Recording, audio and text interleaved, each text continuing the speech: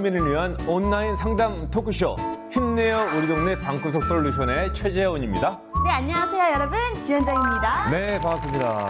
네네. 현영 씨 보고 있느라면 늘 약간 웃고 있는 이 인상 굉장히 보기가 좋아요. 아, 괜찮습니까? 예, 방송용 미소. 방송용 미소라고요? 아, 웃음이 자꾸 좀 사라지는 요즘에 한번 웃고 시작해보고 싶어서 한번 제가 네. 얘기를 나눠봤습니다. 자, 저희 방구석 솔루션의 또 전적인 지주이시죠. 자, 최옥순 이사장님, 안녕하세요. 네, 안녕하세요.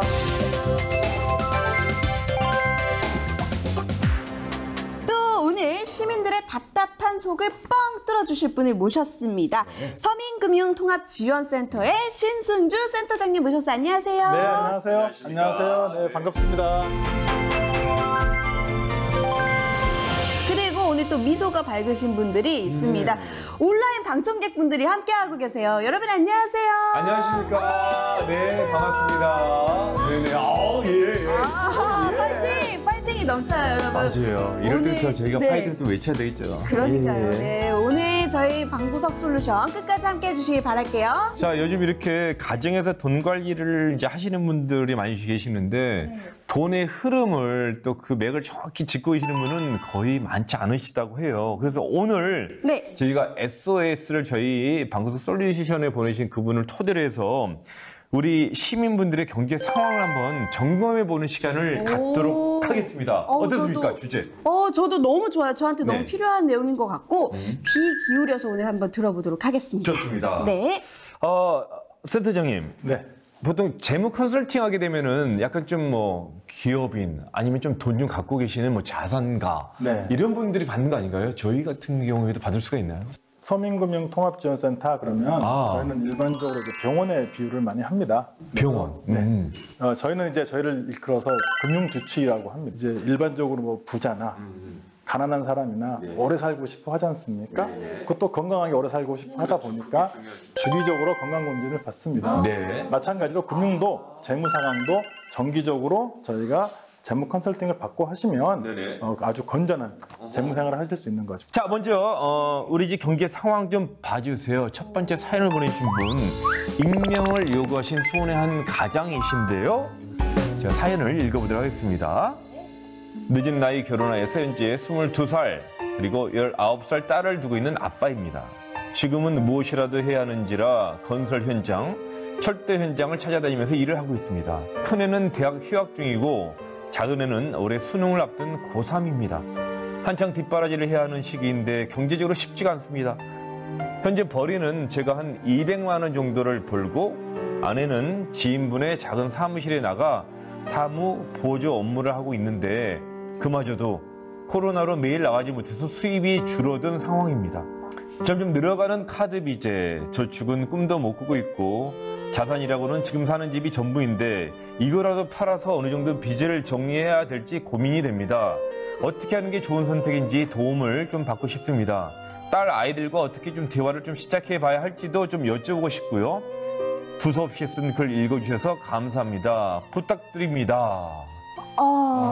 네. 지금 사연을 다 들어봤는데 네. 정말 22살, 19살 또 한참 뒷바라지가 필요할 때거든요. 돈도 많이 들어가고요. 네, 그렇습니다. 이 얘기를 듣다 보니까 네. 가장의 무게가 얼마나 무거운 건지 다시 한번 공감을 하게 되네요. 같은 가장으로서도 정말 좀 공감되기도 하면서 안타깝기도 하면서 이런 생각이 지금 교차하고 있는데 어떻게 들으셨습니까? 이제 이 사연을 이제 접하면서는 마음이 되게 무거웠고 되게 안쓰럽다는 생각이 먼저 들었어요. 그러면 코로나19가 낳은 대한민국의 아버지의 모습? 그런 게 딱 떠올랐어요. 사실. 굉장히 많이 일상화돼 버린. 일상화된. 네네. 이제는 이런 아버지들이 나오기 그러니까 초반에 우리가 몇 개월만 버티면 돼, 몇 개월만 버티면 돼 하다가 이제는 그게 일상화가 된 상황에서 수입은 줄고 각계 경제는 어렵고 네. 거기에서 나오는 갈등의 문제, 어려움의 문제를 전부 다 짊어지고 있는 가장의 무게. 이런 것들이 전해지면서 마음이 되게 이렇게 좀 짠했어요. 그러게요. 근데 참 이 가장의 무게도 무거운데 이제 따님분들과 또 관계도 소원해졌다고 하니까 더욱 더 힘드실 것 같아요. 현재 지금 이런 상황에 놓여 계시는 가정이 굉장히 많으시죠? 네, 굉장히 많습니다. 네, 저희가 이제 생각하는 것보다 많고요. 네. 저희 이제 성인 인구 5명 중에 한 분이 연 20% 이상의 고금리를 이용하고 계신다고 하니까 굉장히 많습니다. 그러니까 숫자로 따지면 2018년 말 기준으로 556만 명이거든요. 네네. 제 주변은 없는 것 같지만 예. 굉장히 많은 분들이 말도 못하고 네. 어둠 속에서 사실 신음을 하고 있는 게 현실입니다. 일단 사연 주신 분의 이제 자산과 부채 현황을 보면은 네. 사실 이제 부채가 자산의 대부분이거든요. 생각을 하고 나면 사실상 이제 안타깝지만 이제 딱히 이렇게 좀 모아둔 것은 이제 많지 않다라고 이제 보여지고요. 지금 재무적으로는 크게 두 가지 질문을 주셨는데요. 네. 우선 이제 가장 급하다고 가장 큰 고민이라고 하시는 부분이 대학 등록금 문제 같아요. 네. 대학 등록금은 이제 사실은 대학을 입학하거나 뭐 재학 중인 우리 학생들에게는 네. 아버님이 이제 굳이 다른 데서 돈을 빌려오지 않으시더라도 한국장학재단 또는 예. 저희가 이제 이런 그 기관 등에서 네. 학자금 대출을 연 1에서 2% 정도를 해주고 있거든요. 네. 1에서 2%를 쓰시면 그게 보통 한 뭐 10년 이렇게 장기 분할 상환이기 때문에 큰 부담 없이 가져갈 수 있는 거기 때문에요. 네. 이런 걸 갖다 충분히 이용해 보실 것을 좀 권유를 먼저 드리고요. 두 번째 고민이 이제 사실 이 현금 서비스를 어떻게 해결하냐라는 이제 그런 고민이신 것 같은데 네. 사실 현금 서비스는 다른 대출과 다르게 즉각적으로 상환을 해야 되는 이런 또 부채거든요.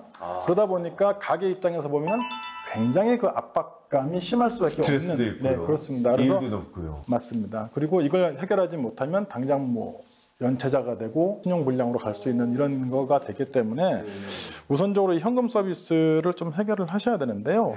이 현금 서비스를 우선 이제 저희 서민금융센터에 오시든지 네. 아니면은 가까운 뭐 새마을금고라든가 네. 제2 금융권들이 있거든요. 그쪽에 가시면 일부 대환 상품들이 있으니까 네. 좀 장기로 바꿔줄 수 있는 네. 대환 상품으로 빨리 갈아타시는 게 제일 좋을 것 같아요. 근데 만약에 이게 안 된다라거나 혹시 안 돼가지고 이게 갚아가는 도중에 내가 연체가 발생했다. 네. 그렇다고 해서 대책이 아예 없는 건 아닙니다. 정부에서는 내가 소득이 일시적으로 어렵거나 뭐 근본적으로 어려워서 상환이 어려운 분들에 대해서 채무 조정 제도라는 걸 두고 있거든요. 채무 조정 제도. 네. 그래서 뭐 이제 법원에서 하는 파산, 개인회생도 있고요. 네. 또 신용회복위원회라고 하는 신용회복 워크아웃 제도가 있으니까요. 연체가 발생하시면 사실은 빚 독촉 엄청 오거든요. 오는데 저희가 신청을 하는 순간 그 다음 날부터 독촉 전화도 끊기고요. 네, 그리고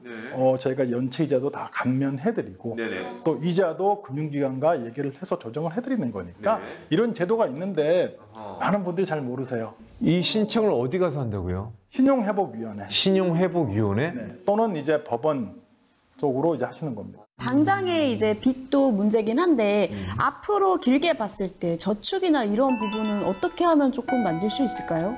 현실적으로 소득이 창출되어야지 사실은 부채가 해결될 수 있는. 여유가 좀 생겨야지만요. 이 부채가 보면은 뭐 금리가 이제 아주 비싼 건 아니지만 네. 중금리대 상품도 있으시고 현금 서비스 이런 건 어쨌든 부채라고 하는 것은 내가 갚아야 될 또 의무지 않습니까? 네네. 그걸 갚기 위해서는 소득이 창출돼야 되는데 요즘 뭐 코로나19 때문에 소득 창출이 쉽지 않은 건 또 현실이지 맞아요. 않습니까? 네네. 그래서 다행인 건 그 따님이 대학생이시잖아요. 마침 휴학 중이라고 얘기를 들었기 때문에 조금 힘들더라도 네. 따님께서 조금 더 가게 경제에 보탬이 되면 좋겠다라는 그래야겠네요. 이런 좀 생각을 하고 있습니다. 아파트의 이제 시세에 비해서 부채가 이제 상당히 있으신데 그럼 이거 부채를 갖다가 아파트를 팔아서 갚아야 하느니 또 사모님께서는 갖고 있는 아파트는 이걸 좀 유지하고 싶어 하시는데 이 부분은 어떻게 생각하십니까? 사실 이 아파트를 팔아서 부채를 정리하고 나면 또 어딘가 들어가 살아야 되잖아요. 그러면 전세금이 필요하든 전세금이 필요하다는 것은 또 목돈이 필요한 거고요. 전세금은 보증금을 줄이면 월세가 들어가는데 그건 또 비용이 악화되는 거기 때문에 팔지 말라. 제가 봤을 때는 가지고 계시는 게 재무적으로나 심리적으로나 훨씬 나을 것 같아요. 저도 그럴 것 같아요. 네. 또 많이 팔았는데 가격이라도 또 올라버리면 가격이 요즘에 워낙 요동을 치고 있으니 예. 그럼 심리 전문가 입장에서는 어떻게 보십니까? 우리나라는 전통적으로 거주가 안정이 되어야 맞아요. 안정이 되는 게 있어요. 근데 지금 내 집을 갖고 있는 거가 정서적 안정을 줄 텐데 여기서 전세로 전환했어요. 2년 후에 또 이사를 가야 돼요. 굉장히 이제 나이도 있는데 이런 생활 자체가 나의 삶의 불안함을 조장할 수 있는 가장 큰 영향력이다. 예. 그렇게 되면 이 가족의 부정적인 영향은 모두 영향을 같이 미쳐요. 그래서 집을 팔지 않는 게 좋겠다라고 생각하고요. 특히 이제 가정경제의 어려움은 개인의 몫으로만 둘 수는 없어요. 국가 경제 어려움, 국가의 위기가 가정에 영향을 더 많이 끼쳐요. 네. 지금 팬데믹, 코로나19처럼 이럴 경우에는 이 가정에 부정적 영향을 미치는 것 중에 가장 크게는 스트레스가 그래요. 가장 높고요. 이 스트레스의 원인을 보면 우리 이제 사례자분도 말씀하셨지만 교육비 부담금이 증가하게 되죠. 수입은 주는데 아이들은 학교를 안 보내거나 학원을 안 보낼 학원은 끊으면 되지만 학교는 안 보낼 수가 없잖아요. 그러니까 교육비 부담이 증가하고 가계 부채가 증가를 해요. 그러면 생활의 만족도나 행복감은 떨어질 수밖에 없어요. 일로 인한 영향은 가족의 갈등, 불화, 가족 관계의 위태로움으로 오고요. 특히 사례분도 얘기하셨지만 부모 자녀 간의 소통이 단절되기 시작해요. 또 저희가 이제 코로나 이후에 이렇게 수입이 줄어서 가정 경제에 큰 영향을 미치는 가정이 한둘이 너무 많으시죠 지금. 지금 뭐 아까 말씀드렸던 신용 회복 쪽만 하더라도 저희 거의 한 연간 20만 명 정도가 센터를 방문하셔가지고 상담을 받으시고 하시거든요. 저희는 사실 잘 몰라요. 이게 내 주변에 아까 말씀드렸듯이 5명 중에 1명이라는 게 전혀 믿기지가 않잖아요. 그리고 연 20만 명이 이렇게 채무조정 상담을 받는다는 건 사실은 전혀 우리는 생각지도 못하고 있지만 그런 분들이 굉장히 많이 있습니다. 이렇게 많은 분들이 이제 코로나 이후 특히나 더 가정 경제가 많이 흔들리고 있는데 이렇게 되면은 심리적으로도 가족 구성원들의 스트레스가 심각할 것 같아요. 어떨까요? 많이 심각하죠. 아까도 얘기했지만 스트레스 원인 자체가 지금 사례분도 말씀하신 거 그대로 다잖아요. 그렇게 되면 가족 관계가 위기가 와요. 특히 아버님이 이것을 다 책임지려고 한다거나 어머님이 다 책임지려고 그러면 소진이 와요. 여력이 없으면 여유를 가져야 그래 우리 힘내자 이렇게 얘기할 수 있는데 그런 이야기를 할 수가 없어요. 그러면 가족 간의 불화가 생기고 갈등이 생기면 특히 이 코로나19의 어려운 점은 뭐냐면 부모와 자녀의 의사소통이 단절되고 있다는 거예요. 그러니까 각자 힘든 거예요. 딸은 딸대로, 자녀는 자녀대로, 부모는 부모대로 부부 간에도 이야기를 하지 않으려고 해요. 그러면 이야기하면 스트레스니까. 그래서 이렇게 의사소통의 단절이 지금은 굉장히 위험하다.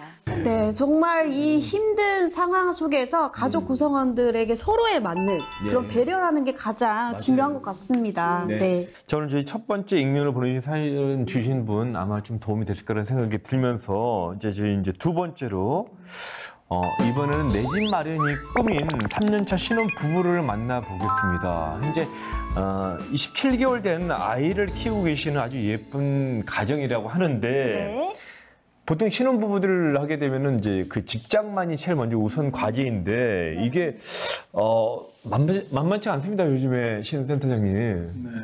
서울에 집을 산다고 했을 때 30대가 15년 동안 월급을 한 푼도 쓰지 않아야만 집을 살 수 있다라고. 너무 끔찍해요. 점점 이게 집을 사는 게 어려워지고 있는데요. 개인적으로도 참 안타까운 마음이 들고. 현실적인 얘기가 아닌 것처럼 들리게 되어버렸어요. 맞아요. 제 주변에도 보면 이제 막 결혼하는 친구들도 많고 하는데 이 집장만 때문에 대출도 많이 하고 걱정도 많고 그렇더라고요. 자, 그러면은 이제 오늘 신혼부부에게 어떤 컨설팅 또 우리 전문가분들이 해주실지 기대가 됩니다. 사연 주인공 한번 만나볼게요. 안녕하세요. 안녕하세요. 반갑습니다. 네, 먼저 자기소개 좀 부탁드리겠습니다. 네, 33살 직장인 김병진입니다. 이제 본격적으로 이제 집 마련을 위해서 고민을 하고 계신 시기인데, 그리고 초등학교 가기 전에 한 5년 남았다고 봐야 되는데, 그때가 이제 집을 좀 마련하고 싶으시다는 얘기시죠? 네네. 네, 그럼 저희가 지금부터 전문가 센터장님의 진단을 좀 해보도록 할게요. 자산과 부채를 제하면 사실상 순자산은 2억 정도로 보여집니다. 2억이면 그래도 네, 많이 모으신 거죠. 굉장히 열심히 모으신 거고요. 딱 얼굴에도 또 성실히 써져 계십니다. 지금. 네네. 사실 이게 뭐 집이 없는 서민들 누구나 서민이라고 하면은 자기 집 하나 장만하는 게 꿈이지 않습니까? 네, 사실 이제 그게 조금씩 이제 멀어져 가다 보니까 좀 안타까운 마음은 있지만 제가 봤을 때는 일단은 구입 가능한 아파트를 전제로 할게요. 그것은 한 5억 정도. TV라든가 뭐 DTI에 좀 제한이 있어요. 그래서 3억을 사실 은행에서 조달하시기에는 제한성이 많이 있고요. 대출 규제를 받으니. 네, 그렇다 보니까 그런 제한이 좀 피해져 있는 게 주택금융공사에 보면 보금자리론이라고 하는 게 있거든요. 보금자리론. 네, 보금자리론은 이제 최대 뭐 30년까지 약 한 1에서 2% 정도의 낮은 이자로 돈을 빌릴 수 있기 때문에 최대 3억까지 빌릴 수 있기 때문에 아마 이 자금을 이용하시는 게 현실적인 대안인 것 같아요. 우리 김명진 씨가 아까 보금자리론, 거기는 그러면은 받을 수 있는 자격 조건은 되시나요? 네, 됩니다. 연소득 6천만 원 이내면 가능하고요. 부부 합산 네, 부부 합산입니다. 네, 청약이 되면은 너무 좋죠. 베스트죠. 베스트인데 쉽지 않죠. 예, 조건이 뭐 충족하는 분들이 너무 많죠. 소위 말해서 경쟁자가 너무 많아서 그것만 마냥 기다리기에는 시간이 좀 아까울 수 있고요. 또 뭐 한 1년, 2년 된 준신축이라고 그러지 않습니까? 예, 준신축 들어가셔도 요즘 뭐 새로 짓는 아파트 못지않기 때문에 워낙 또 잘 짓고 그렇게 가져가셔도 충분할 거라고 생각합니다. 지금 여러 가지 이제 방법을 갖다 좀 지시해 주셨는데 어떻습니까? 어떤 방법으로 좀 할지 좀 가늠이 좀 가시나요? 네, 저 청약을 좀 많이 선호하려고 했었는데 아무래도 그것만 고집하는 건 또 아닌 것 같네요. 아무래도. 혹시 그 외에 궁금한 거 또 혹시 있으신가요, 우리 김명진 씨? 혹시 신혼이 많이 예를 들어서 지나게 된다면 지금 4년 정도 남았는데 그게 지나게 된다면 그 방법 말고도 혹시 다른 방법이 있을까 싶어가지고요. 사실 신혼 기간이 지나면 청년들한테 주어지는 그런 혜택은 많지 않고요. 청약으로서 얻을 수 있는 것은 저희가 이제 33평이라고 그러죠. 33평 초과하는 아파트에 대해서 추첨제를 기대할 수밖에 없는데 청약을 넣어서 중도금을 붓기에는 우리 사연 주신 분의 재무 상태가 그렇게 아주 좀 좋은 상태는 아니다 보니 그런 부분보다는 아까 말씀드렸듯이 빨리 보금자리론 같은 걸 이용하셔가지고 그게 또 워낙 또 조건이 좋으니까 너무 좋습니다. 너무 좋다는 얘기죠, 그게. 이율도 낮고 저축도 동시에 되는 부분이죠. 네네. 정말 오늘 사연 주셔서 너무 감사하고요. 내 집 마련의 꿈 꼭 이루시라고 저희 다 같이 응원 드릴게요. 자, 화이팅! 화이팅! 감사합니다. 네, 화이팅 하십시오. 오늘 또 사연 주신 분뿐만 아니라 저희도 그렇고 또 시청자분들도 아마 좀 많은 좀 도움이 되지 않았을까 하는 생각을 해보면서 끝으로 가정 경제에 요즘 어려움을 느끼고 계신 분들이 굉장히 많다고 합니다. 이분들을 위해서 저희가 한마디씩 좀 하면서 마무리해야 될 것 같습니다. 그러니까 돈을 잃어버리는 것은 조금을 잃어버린다고 얘기하고요. 건강을 잃는 것은 전부를 잃는다고 이야기하잖아요. 그래서 오늘 사연 주신 분들 굉장히 좀 어렵고 힘든 상황이긴 하지만 건강을 잃지 않았으면 좋겠고 이 건강에는 정신 건강, 마음 건강, 신체 건강이 모두 포함이 되고요. 그래서 자신을 사랑하는 마음, 또 자신을 아끼는 마음, 자신을 돌보는 그런 행동들을 좀 하시면서 가족이 모두 건강과 행복하기를 좀 바라겠습니다. 네네, 건강을 잘 힘내시고요. 화이팅 하겠습니다. 사회라고 하는 게 이제 혼자 사는 게 아니고 더불어 사는 게 사회지 않습니까? 사실 혼자 너무 고민하지 마시고 그런 고민은 주변에도 많이 나누시고 또 주변에 전문 기관들이 많이 있으니까 그런 기관들을 찾아가셔서 적극 상담하시면 많은 도움을 받으실 수 있을 것 같습니다. 정말 요즘 이제 두드려야지 열리는 세상이 되어버린 것 같습니다. 네네네. 현영 씨도 뭐 한마디 하시겠어요? 저도 오늘 제가 정말 경제에 대해서 잘 모르고 있었구나 다시 한번 느꼈고요. 네. 오늘 제가 솔루션을 해드리면서 저도 솔루션을 같이 받은 듯한 그런 기분이 들었습니다. 네, 방송에서 솔루션 네. 다음에 제가 사연 보내도록 하겠습니다. 아, 그래요? 한번 일단 받아나 볼게요, 제가. 네네네. 네. 네. 자, 오늘도 방송 솔루션 함께 해주신 여러분 감사합니다. 왜 티끌모아 또 티끌이라는 얘기가 요즘 있다고 합니다. 그만큼 돈 모으기가 쉽지 않은 세상이 됐는데 그럴수록 여러분 옆에 주위에 있는 가족이라는 버팀목이 있기 때문에 좀 잘 가족을 생각해서 또 최선을 다해서 용기 잃지 마시고 힘내시길 빌겠습니다. 오늘 함께 해주신 우리 또 온라인 방청 여러분들 감사합니다. 고맙습니다. 여러분들 힘내시고요. 네. 자, 무엇보다도 또 환절기 건강 잘 챙기면서 저희는 여기서 또 물러가겠습니다. 함께 해주신 여러분 감사합니다.